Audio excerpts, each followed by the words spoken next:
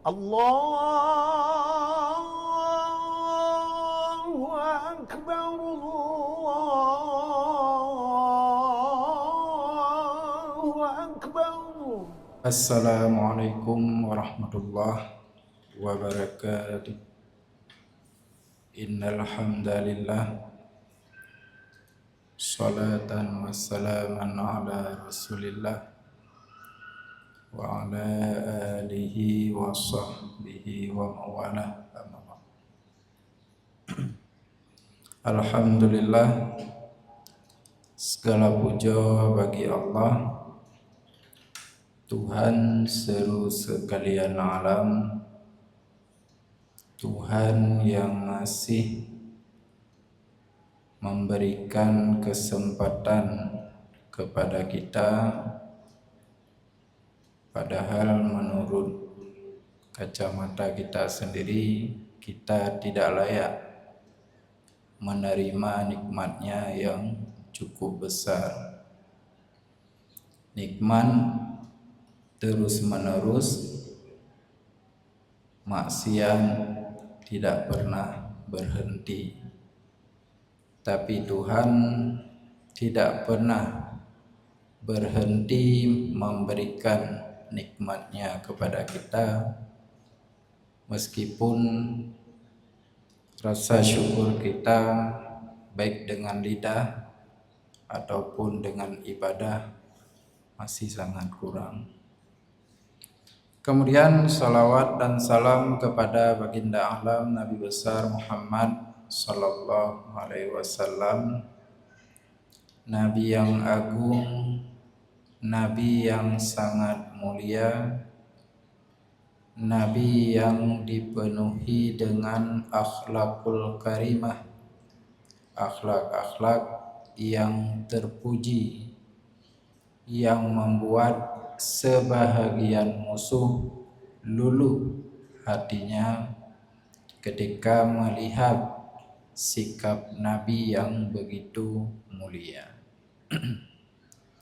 Baik, untuk malam ini kita lanjutkan kajian kita tentang akhlak. Di sini ada pembahasan adabul ma'isyah wa akhlakun nubuwah. Adab dalam kehidupan sehari-hari. Jadi sehari-hari itu kita harus bagaimana? Bagaimana sikap kita? Bagaimana akhlak kita? Bagaimana tingkah laku kita? Jadi dalam kehidupan, kesempatan yang diberikan oleh Tuhan selama di dunia ini harus dihiasi dengan adab dan akhlak yang mulia.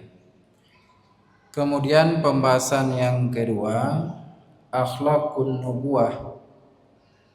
Bagaimana Nabi itu berakhlak, bagaimana Nabi itu beradab, bagaimana Nabi itu bersikap. Jadi dari situ kita tahu apa yang harus kita contoh dari Nabi, apa yang harus kita lakukan sehari-hari, apakah tingkah, sikap, perbuatan kita itu sama seperti yang dilakukan oleh Nabi Muhammad sallallahu alaihi wasallam. Kata Imam Ghazali, ketahui olehmu bahwasanya Nabi Muhammad sallallahu alaihi wasallam adalah yang banyak merendahkan dirinya. Jadi Nabi Muhammad adalah salah seorang nabi dan rasul yang sikapnya itu sangat tawadhu, sering tawadhu. Apa itu arti tawadhu? Tawadhu adalah merendahkan diri, bukan merendahkan harga diri. Jadi tawadhu ini adalah sikap antara takabur, sombong, dan di bawahnya itu ada istilah sikap tadallul, yaitu menghinakan diri. Jadi sikap tawadhu ini posisinya berada antara sombong dan menghinakan diri. Berarti orang tawadhu yang benar itu bukanlah orang yang sombong. Sebagian kata-katanya saja yang tawadhu, tapi sikapnya sehari-hari tidak tawadhu. Berarti dia termasuk ke dalam orang yang sombong. Sebagian orang menganggap bahasanya itu adalah menunjukkan pribadinya tawadhu.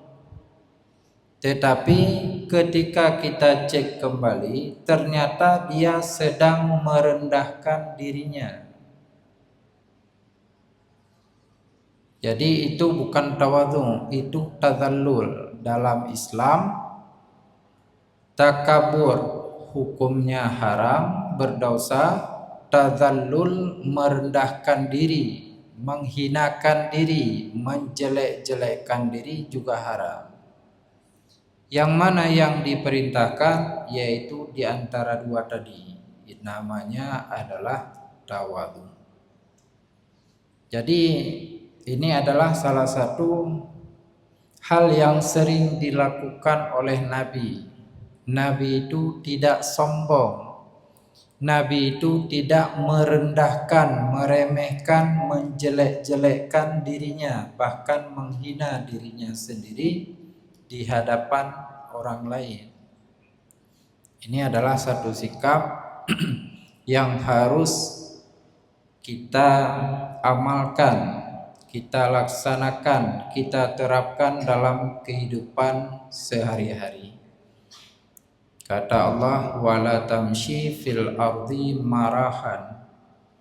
Janganlah kalian itu engkau berjalan di atas bumi ini dalam keadaan sombong. Anjenbo.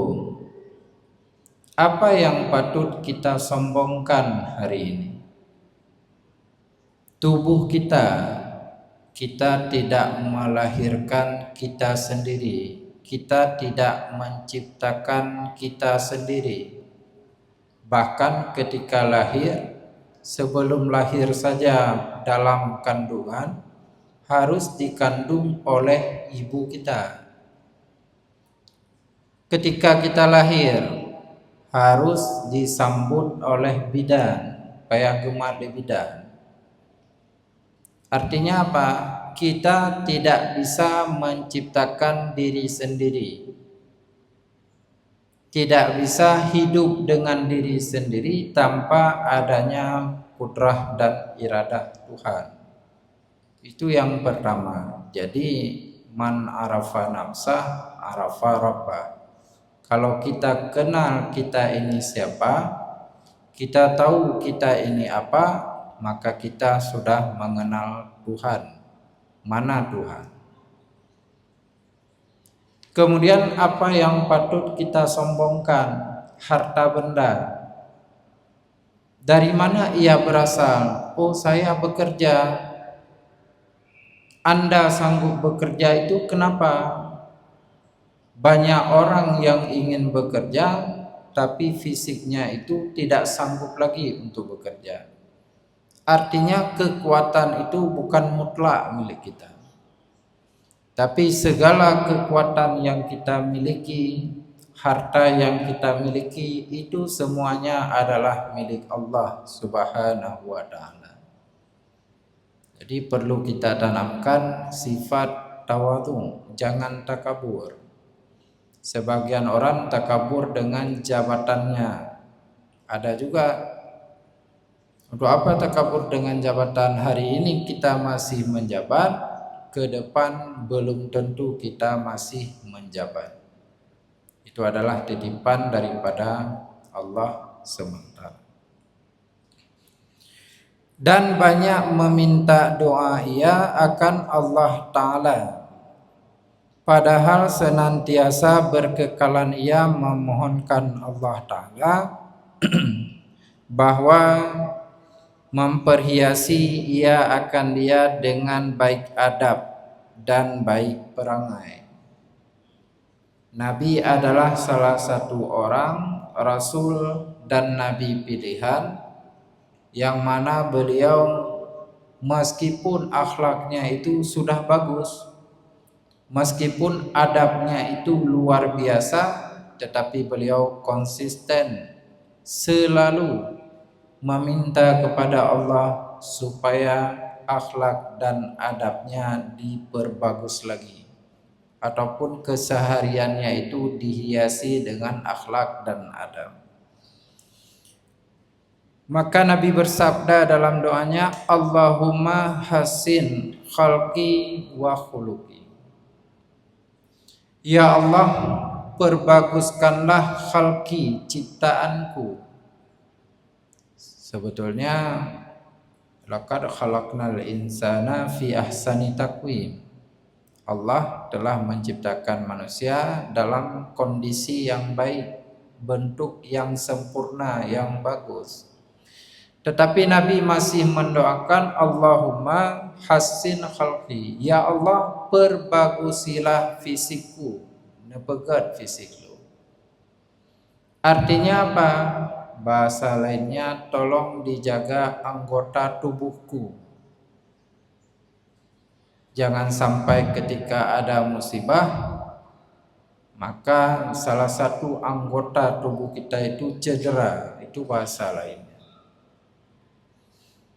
Kemudian Nabi juga meminta wa khuluqi, dan akhlakku, perangaiku, sikapku, perbuatanku. Ya Allah, perbagusilah. Baik nepegat fisik long mantang yang kan, tapi nepegat sikap saya, perbuatan saya sehari-hari itu perbaguskanlah ya Allah. Baik proakai ada dua, ada yang zahir, ada yang batin. Kalau yang zahir artinya kita itu melakukan sesuatu yang baik-baik.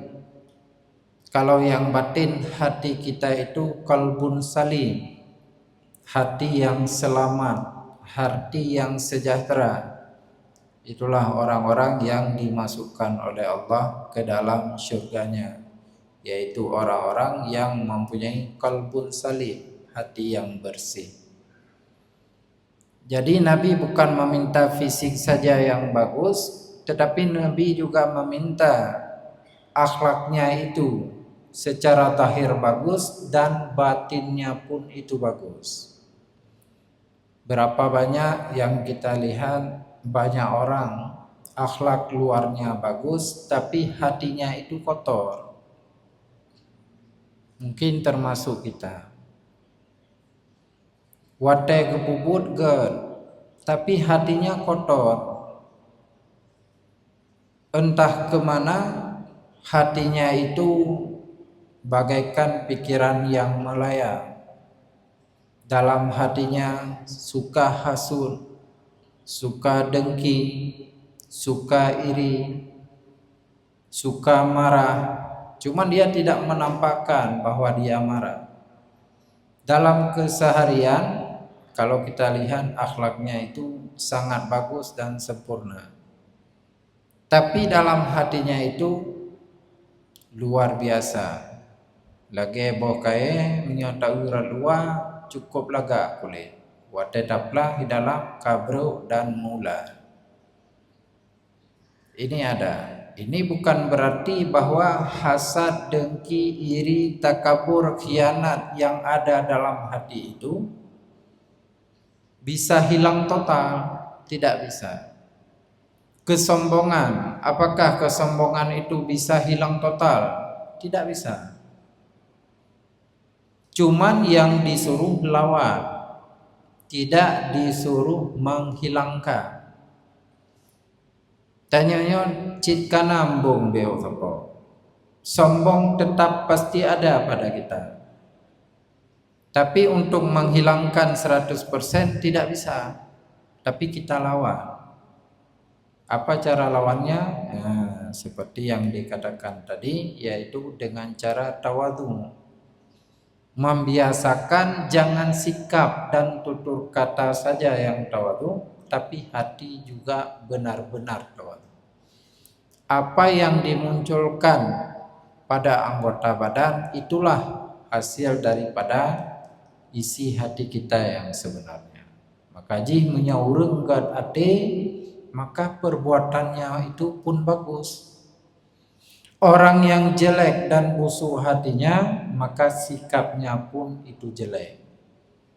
Jadi anggota badan itu adalah pengikut atau tentara yang patuh kepada raja. Siapa rajanya? Hati.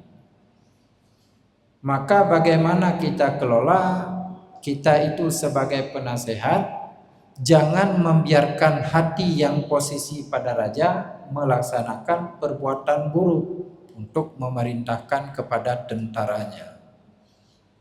Makanya ada ulama yang mengatakan nasihatilah diri sendiri, karena tidak ada orang yang mampu menasihati kita.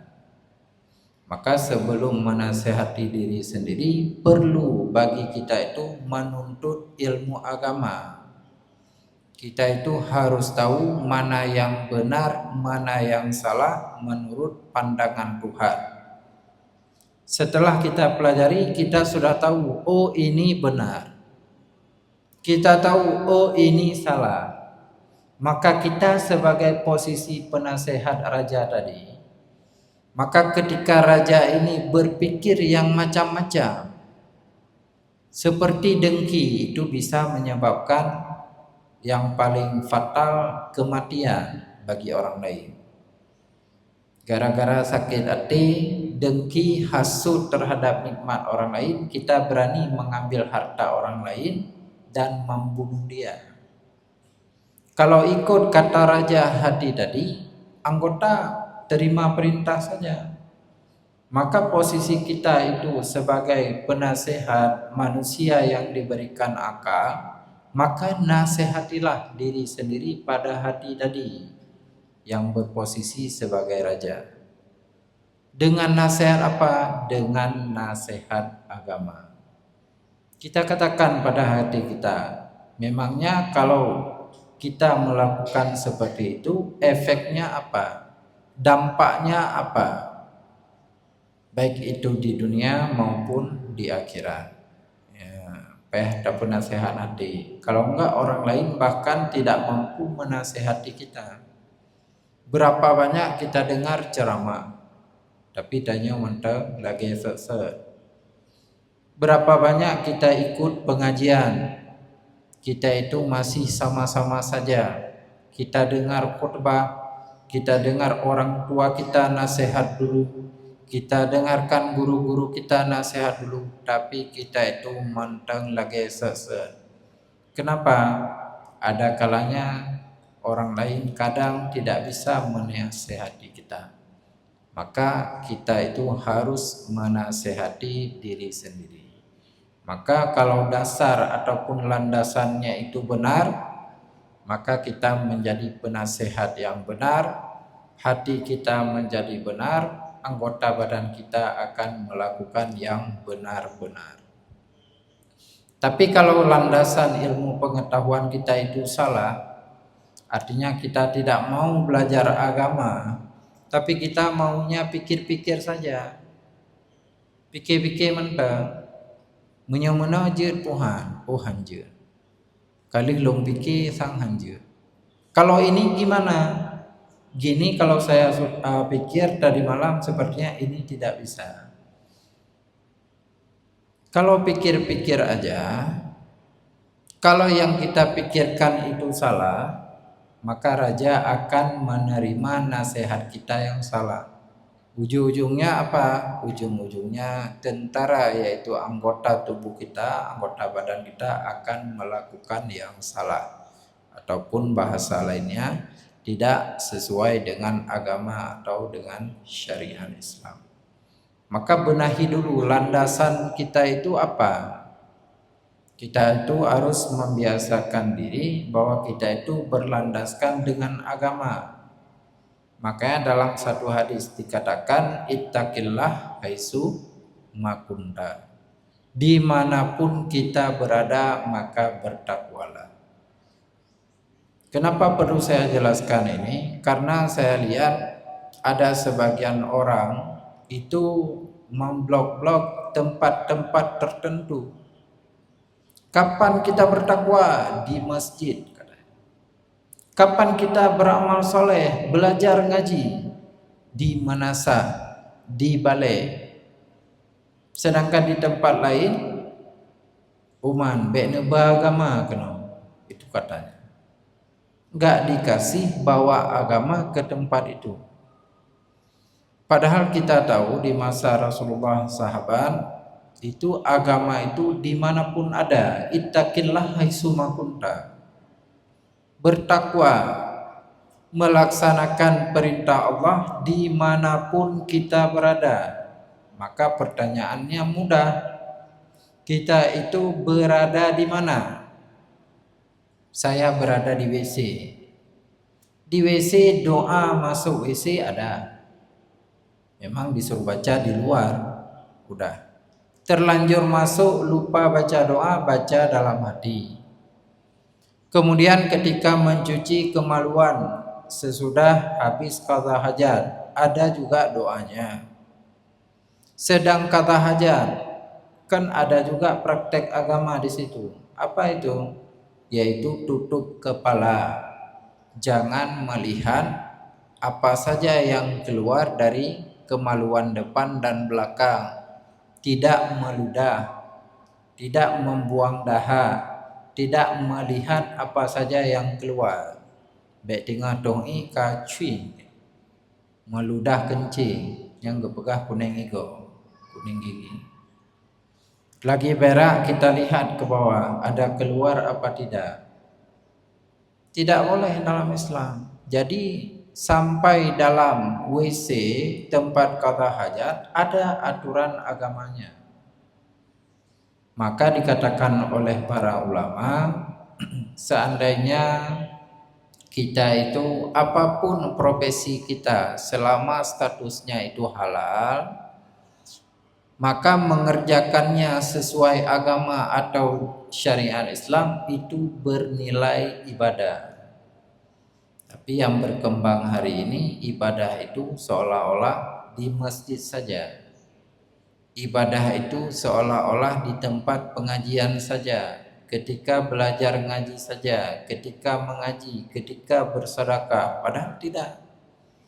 Apapun profesi kita selama statusnya itu halal, jika dikerjakan sesuai dengan tuntunan agama, maka itu bernilai ibadah ataupun zikir.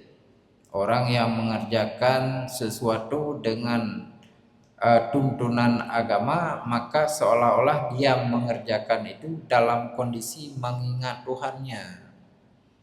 Nyohanjir nyohar bepu. Ini boleh, ini halal. Seperti ini saja kita ambil keputusan harapannya, misalkan. Jadi jangan membatasi takwa itu di mana. Mungkin itu tadi ada berkaitan dengan perkara hati. Ya, kemudian Allahumma hasin khalqi wa khuluqi. Ini juga menjadi doa ketika bercermin. Biasanya kalau doa bercermin itu ketika kita menghadap cermin, doanya Allahumma hasin khuluqi kama hasanta khalqi. Ya Allah, perbaiki sikapku sebagaimana Engkau perbagus fisikku. Bagaimanapun ya Allah telah Engkau ciptakan aku dalam bentuk fisik fi ahsani takwim, yang sempurna, yang bagus, laga, watadadang bakaca gagah. Begitu juga ya Allah, perbaikilah akhlakku. Kalau doanya lain ada juga. Allahumma ya muhawwilal ahwal, hawil halana ila ahsanil ahwal. Supaya yang mana kadang kita dulunya adalah orang yang batat, orang yang nakal, orang yang jahat, mungkin dengan sering-sering berdoa yang hawilal ahwal, hawil halana ila ahsanil ahwal, maka perangai kita sedikit demi sedikit akan ke arah yang lebih baik. Kemudian ud'uni astajib lakum. Jadi Nabi tadi berdoa, Allahumma hasin khalqi wa khuluqi. Ya Allah, begat fisik dong dan begat akhlak dong. Maka doa Nabi pun dikabulkan. Fisik Nabi cukup sempurna. Di dalam lam yahtalim na'at Nabi itu hirun lalo takalan rupa. Wajah Nabi itu sahabat ada melihat, sebagian tidak tahan karena pancaran cahaya wajah Nabi itu luar biasa, sehingga para sahabat harus melihat ke bawah. Silau, kiri, lalu, tapi para sahabat suka memandang wajah Nabi. Mungkin dari segi fisik Nabi ini luar biasa. Udah. Kemudian dari segi akhlak sudah kita ceritakan tadi. Pernah kita dengar cerita yang paling masyhur. Urang buta gedu ubak sago gede 20 jam gedena ke urang yang namanya Muhammad. Beliau buta. Tetapi setiap harinya itu siapa yang mengantarkan makanan kepada beliau? Nabi Muhammad. Tapi Nabi ketika jumpa dengan orang buta tadi, apakah Nabi marah? Tidak. Kenapa? Orang buta tadi tidak mengetahui siapa itu Muhammad. Terserah apakah butanya itu dari lahir ataupun baru-baru saja, tapi dia tidak kenal sosok Muhammad sallallahu alaihi wasallam. Diburu Nabi kerja setiap hari. Nabi bawa makanan, bawa kurma, bawa roti, bawa ini, bawa itu makanan, diburu. Yang lucunya ketika Nabi wafat, maka perbuatan itu digantikan, ada yang mengatakan yang menggantikannya Abu Bakar. Masih melanjutkan estafet Nabi tentang memberi sedekah kepada fakir miskin yang buta tadi. Kalau nggak salah dia itu Yahudi. Ketika Abu Bakar sampai menyerahkan seserahan makanan tadi, apa kata orang buta tadi? Ini bukan orang yang biasanya, ini orang lain. Yang biasanya itu kemana? Siapa yang biasanya? Nggak tahu saya, pokoknya yang biasanya ada. Selalu kasih saya makanan. Ini sepertinya orang lain, suaranya lain, gerakan kakinya itu lain, baunya pun lain. Oh, itulah Sayyiduna wa Maulana Muhammad, orang yang selalu engkau caci.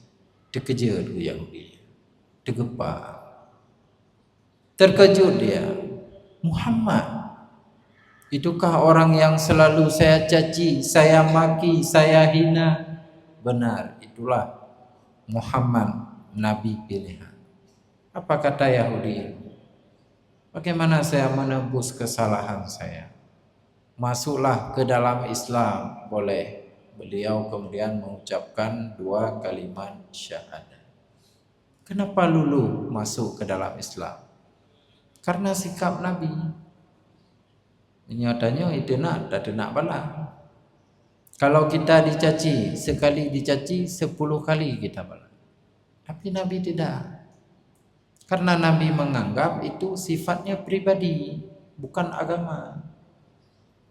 Munyo agama Nabi pun mat bede. Kalau agama Nabi pertama yang berangkat. Ini bukan Nabi. Bukan pribadi.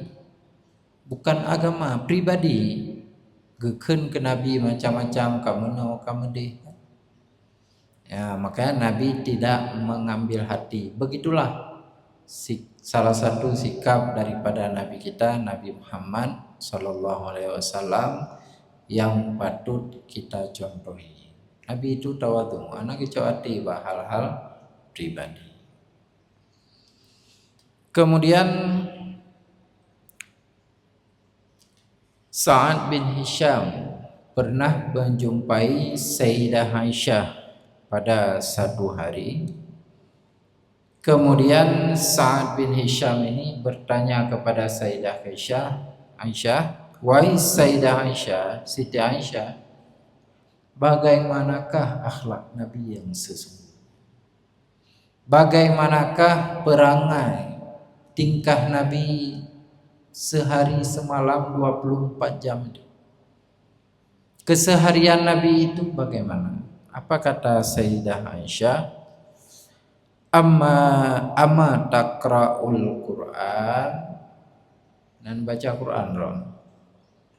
Anda ada membaca Quran? Anda paham enggak isi Al-Quran?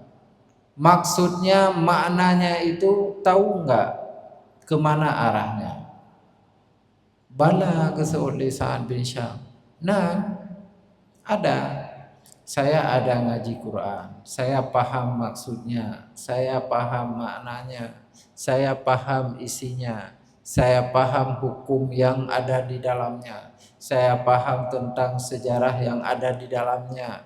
Saya paham tentang mau'idah tasawuf yang ada di dalamnya. Apa kata Sayyidah Aisyah? Khuluqu Rasulillah sallallahu alaihi wasallam Al-Quran. Itulah akhlak Nabi. Nabi berakhlak seperti Al-Quran.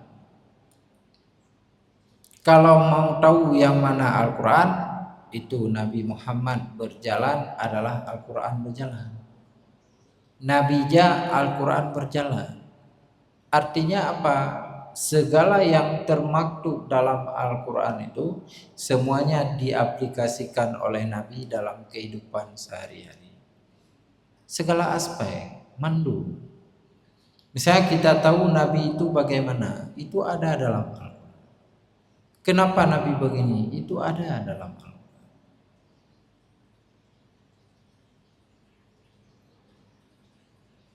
Tidak ada perbuatan Nabi yang melangkahi daripada aturan Tuhan.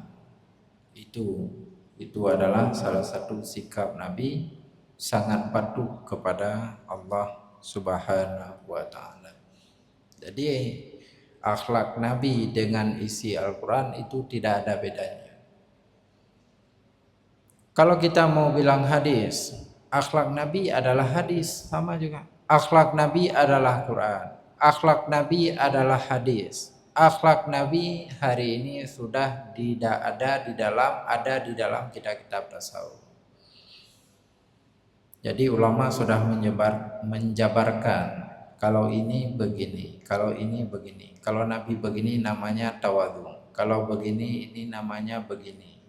Sudah dijelaskan semua dalam ilmu tasawuf. Karena Al-Quran itu terlalu umum bagi kita, mungkin kita bisa mempelajari ilmu akhlak dan ilmu tasawuf untuk mengetahui bagaimana sikap Nabi yang sesuai dengan Al-Quran. Kemudian Allah memuji Nabi di dalam Al-Quran. Innaka la'ala khuluqin azim. Kamu Muhammad benar-benar mempunyai akhlak yang agung dan luar biasa. Berapa kali Nabi operasi?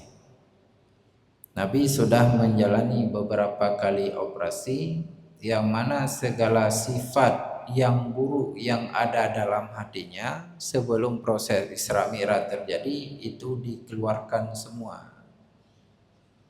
Mengata pegah kotoran maknawi. Kalau kita kadang darah kotor dikeluarkan, tapi kalau Nabi kotoran maknawi. sesuatu yang bisa menyebabkan para rasul dan nabi itu sifatnya tidak terpuji lagi nantinya, maka hal-hal yang jelek di hati nabi itu dikeluarkan semua. Hati nabi itu dicuci bersih semua. Apa yang terjadi ketika nabi diangkat menjadi rasul? Maka terlepas daripada hal-hal yang bisa membuat cedera pada pangkat kenabian ataupun pada pangkat kerasulan. Itu pujian Allah. Artinya Allah membersihkan Nabi Muhammad. Kemudian apalagi disebutkan dalam Al-Quran, khuzil afwa wa'mul bir'uf wa'arid anil jahili. Khuzil afwa, maafkanlah. Ini ada pada Nabi. Nyatanya hendak kita tidak mau, sangat sulit. Khuzil afwa, maafkanlah hai Muhammad. Nabi mudah memaafkan. Padahal kadele ego-ego sudah berdarah dagu-dagunya karena mengikuti perang di jalan Allah atas perintah Allah. Tapi khudil afwa, Nabi tidak marah. Nyatanya usaha yang pehdanya urungnya minta karena siapa yang pukul kita, orang itu yang kita pukul balik. Kalau Nabi enggak, ini bukan pribadi, ini agama. Wa'mur bil 'urf, dan perintahkanlah dengan yang ma'ruf. Yang ma'ruf itu yang diperintahkan oleh Tuhan. Ada dua, ada wajib, ada sunat. Perintahkanlah. Kenapa Nabi berperang? Karena perintah Tuhan untuk berperang menyebarkan Islam. Karena dulunya itu ada tawaran kepada orang kafir, kalian ini masuk Islam atau bayar pajak. Mereka yang mau bayar pajak, mereka tidak dipaksa masuk Islam. Untuk apa bayar pajak? Supaya mereka lelah dalam membayar pajak, sehingga mereka itu mau masuk Islam. Yang kedua, pilihannya masuk Islam. Sebagian tidak sanggup membayar pajak, jizyah istilah fikihnya, maka dia masuk ke agama Islam. Ada satu kelompok lagi menduah ngetim, bayar pajak tidak mau, kemudian masuk Islam pun tidak maunya. Orang-orang seperti itulah orang-orang yang diperangi oleh Nabi supaya ditegakkan agama Islam atas perintah Allah. Biu ma'ruf, salat, kiban semayang awak yang kafir. Karena salah satu bagian salat itu niat. Niat itu baru sah jika pelakunya itu adalah orang yang beragama Islam. Maka ujung-ujungnya kafir itu harus masuk ke dalam agama Islam dulu, baru dia bisa melakukan salat. Wa'arid anil jahilin, dan berpalinglah kalian daripada orang-orang yang jahil. Orang-orang yang tidak mau menerima kebenaran. Ladum dapagah dibantah. Kita katakan ini salat wajib. Dia bilang mana ada salat wajib. Dia main akal, dia main pikiran, kita main agama, hampa. Sehingga wa'arid anil jahilin, maka tinggalkanlah orang-orang yang tidak mau percaya kepada kebenaran. Mungkin sampai di sini saja. Lebih kurang saya mohon maaf. Wabillahi taufiq wa hidayah wa ridha wa inayah. Assalamualaikum warahmatullahi wabarakatuh. يا ربنا لك الحمد كما ينبغي لجلال وجهك الكريم. Terima kasih Gibraltar. Terima kasih.